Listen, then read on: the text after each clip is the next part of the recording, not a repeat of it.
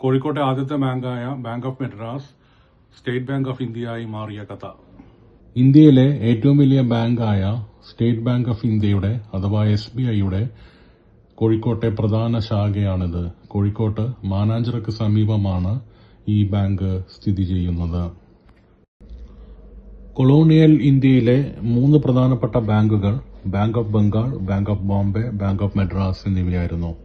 Presidency ബാങ്കുകൾ എന്ന പേരിലും ഇവ അറിയപ്പെട്ടിരുന്നു. 1806 ജൂൺ 2-നാണ് ബാങ്ക് ഓഫ് ബംഗാൾ രൂപം കൊണ്ടത്.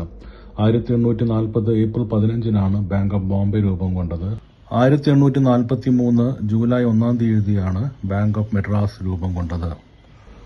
1864 ബാങ്ക് ഓഫ് മദ്രാസിന്റെ ഒരു ശാഖ കോഴിക്കോട്ട് ആരംഭിച്ചു. കോഴിക്കോട്ടെ ആദ്യത്തെ ബാങ്കായിരുന്നു ഇത്. ഇന്ന് SBI പ്രവർത്തിച്ചിരുന്ന അതേ സ്ഥലത്ത് മാനാഞ്ചിറക്ക് സമീപമാണ് ബാങ്ക് ഓഫ് മദ്രാസിന്റെ കോഴിക്കോട്ടെ ശാഖ പ്രവർത്തിച്ചിരുന്നത്.